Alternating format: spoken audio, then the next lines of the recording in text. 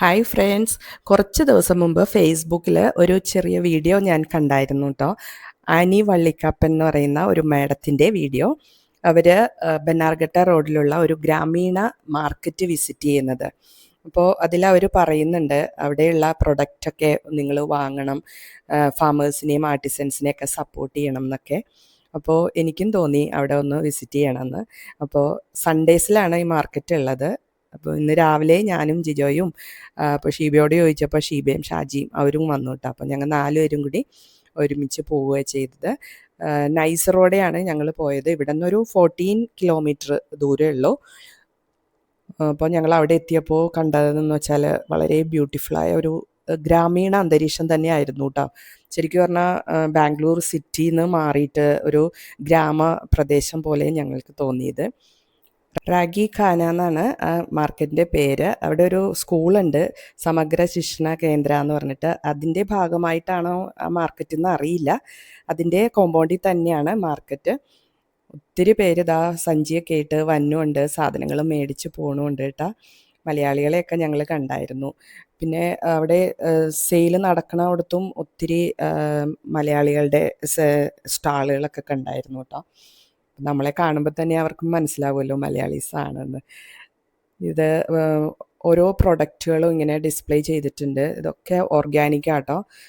വെജിറ്റബിൾസൊക്കെ ആണെങ്കിലും ഓർഗാനിക്കായിട്ട്, അതായത് നാടൻ സാധനങ്ങളൊക്കെയാണ്. ഇത് നമുക്ക് ആവശ്യമുള്ളതൊക്കെ മേടിക്കാം കേട്ടോ അവിടെ നിന്ന്. അപ്പോൾ ഇത് ഫാമേഴ്സിനെയും ആർട്ടിസൻസിനെയൊക്കെ സപ്പോർട്ട് ചെയ്യാൻ വേണ്ടിയിട്ടാണ് ഇങ്ങനെയുള്ള മാർക്കറ്റുകൾ നടത്തുന്നത്. അപ്പോൾ നമ്മളും അതിന് വേണ്ടിയിട്ട് പ്രവർത്തിക്കണം.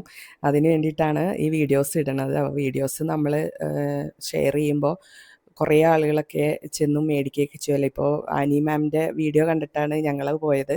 അതുപോലെ നമ്മുടെ വീഡിയോസൊക്കെ കണ്ടിട്ട് പറ്റണവരൊക്കെ പോവുക, ഫാമേഴ്സിനെയൊക്കെ സഹായിക്കണം.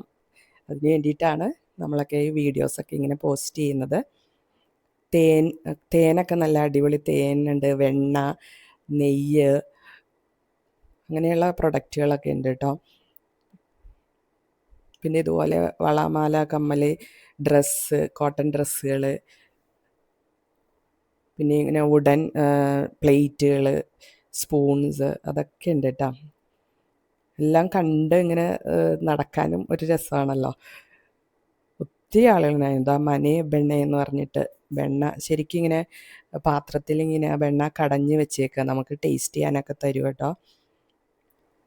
ഞാനിങ്ങനത്തെ മാർക്കറ്റുകളൊന്നും അങ്ങനെ കണ്ടിട്ടില്ല കേട്ടോ. എടപ്പള്ളിയിൽ പെരുന്നാൾ വരുമ്പോൾ മുമ്പൊക്കെ എങ്ങനെ ഉണ്ടായിരുന്നു കേട്ടോ, നാടൻ സാധനങ്ങളുടെയൊക്കെ കച്ചവടങ്ങൾ. പണ്ടൊക്കെയെന്ന് വെച്ചാൽ ആളുകൾക്ക് എപ്പോഴും ഒന്നും ഇതുപോലുള്ള ഐറ്റംസ് ഒന്നും വാങ്ങില്ലല്ലോ. ചട്ടി, കലം, പിന്നെ എന്താ ഫർണിച്ചറുകൾ, അതൊക്കെ എടപ്പള്ളി പള്ളിയിൽ ഇതുപോലെ വർഷത്തിലൊരിക്കൽ വരുമ്പോഴാണ് പണ്ട് കാലങ്ങളിലൊക്കെ ആളുകൾ മേടിച്ചിരുന്നത് എന്നാണ് പറയണേ. എൻ്റെ അമ്മയൊക്കെ ഇതുപോലെ കത്തി, ചട്ടി, അതങ്ങനെയുള്ള ഐറ്റംസൊക്കെ പള്ളിപ്പെരുന്നാളിന് മേടിക്കുമായിരുന്നു കേട്ടോ. ഇന്നത്തെ കാലത്ത് അങ്ങനെയല്ലല്ലോ. എപ്പോഴും ഇങ്ങനെയുള്ള സാധനങ്ങളൊക്കെ എന്നും അവൈലബിൾ ആയിരിക്കുമല്ലോ. അപ്പോൾ പള്ളിപ്പെരുന്നാളിന് വെയിറ്റ് ചെയ്യാറില്ല. ഇപ്പോൾ പോയി തൊഴുതിട്ട് വരികയൊക്കെ ചെയ്യണത്. പക്ഷെ അന്നൊക്കെ അങ്ങനെയായിരുന്നു. പിന്നെ പള്ളുരുത്തിയിൽ പുലവാണിഭം എന്ന് പറഞ്ഞിട്ട് ഒരു മാർക്കറ്റ് ഉണ്ടാവാറുണ്ട്. അന്നൊക്കെ അമ്മയും ചിറ്റയൊക്കെ കൂടി പോയി ഓരോന്നൊക്കെ മേടിച്ചിട്ടൊക്കെ വരുമായിരുന്നു. ഇപ്പോൾ അതൊക്കെ നടക്കുന്നുണ്ടോ എന്ന് പോലും നമ്മൾ അറിയുന്നില്ല. ഇത് അവിടെ ലഞ്ച് ടൈം ആകുമ്പോഴത്തേക്കും വരുന്ന സ്റ്റാളാട്ടോ. ഇതിൽ ബേസിക്കലി ഇത് കർണാടക സ്പെഷ്യലായിട്ടുള്ള ഐറ്റംസാണ് ഇവിടെ സെയിലിന് വയ്ക്കുന്നത്. അതിൻ്റെ ഇതെല്ലാം കർണാടക സ്പെഷ്യലാണ്. ടേസ്റ്റും ഒക്കെ അങ്ങനെ തന്നെയാണ്. അത് കഴിഞ്ഞ് ഞങ്ങൾ ബാഗ് നിറച്ച സാധനങ്ങളുമായിട്ട് തിരിച്ചു പോന്നു കേട്ടോ. പാർക്കിങ്ങിൽ എത്തിയപ്പോഴാണ് അവിടെ താമരക്കുളം കണ്ടത്. ശരിക്കും നല്ല അടിപൊളി താമരകളായിരുന്നു. അതായത് പീച്ച് കളറ്, ഞാൻ ഇതുവരെ കണ്ടിട്ടില്ല പീച്ച് കളർ താമര. അങ്ങനെ അവിടെ നിന്നുകൊണ്ട് കുറച്ച് ഫോട്ടോസും വീഡിയോസും ഒക്കെ ഞങ്ങൾ എടുത്തു കേട്ടോ. നല്ല സൂപ്പറായിരുന്നു. ശരിക്കും പറഞ്ഞാൽ ഒരു ഗ്രാമീണ അന്തരീക്ഷം തന്നെയാണ് അവിടെ.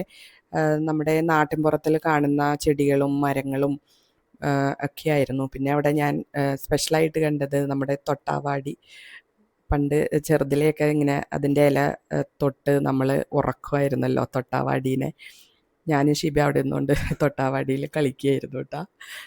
അത് കഴിഞ്ഞ് ഞങ്ങൾ നേരെ പോയത് സൂഫി മന്തി എന്ന് പറഞ്ഞിട്ടൊരു ഷോപ്പിലാണ്.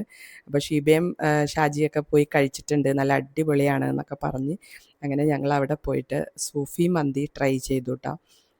നല്ല സൂപ്പർ മന്തിയായിരുന്നു. നാട്ടിൽ കിട്ടുന്നതിലും അടിപൊളി ടേസ്റ്റായിരുന്നു കേട്ടോ ഇവിടെ. നല്ല തിരക്കായിരുന്നു. അപ്പോൾ അവർ പറയണതെന്ന് വെച്ചാൽ ഇതിലും കൂടുതൽ തിരക്കാവും. ഇപ്പോൾ ആളുകളൊക്കെ നാട്ടിലൊക്കെ പോയേക്കാണല്ലോ പൂജ ഹോളിഡേയ്സൊക്കെ ആയിട്ട്. അതുകൊണ്ടായിരിക്കും അത്ര തിരക്ക് തോന്നാത്തതെന്നൊക്കെ. ഒത്തിരി മലയാളീസ് തന്നെയാണ് കേട്ടോ അവിടെ കഴിക്കാൻ വന്നത്. അപ്പോൾ അങ്ങനെ മന്തി ട്രൈ ചെയ്തു. കുറച്ച് പാഴ്സൽ വിസ്മയക്കും വൈഷ്ണവനും വാങ്ങിയിട്ടൊക്കെ ആട്ടോ ഞങ്ങൾ പോകുന്നത്. അങ്ങനെ ഒരു സൺഡേ ഞങ്ങൾ എന്താ പറയുക, നല്ല അടിപൊളി ഔട്ടിങ് കഴിഞ്ഞു പോന്നു. അപ്പോൾ ബാംഗ്ലൂരുള്ളവർ മസ്റ്റ് ട്രൈ ചെയ്യണം കേട്ടോ ഈ ഗ്രാമീണ മാർക്കറ്റ്. അപ്പോൾ എല്ലാവരും പോയി ഫാമേഴ്സിനെ സപ്പോർട്ട് ചെയ്യണം. മാക്സിമം പ്രൊഡക്ട്സൊക്കെ വാങ്ങാൻ ശ്രമിക്കണം.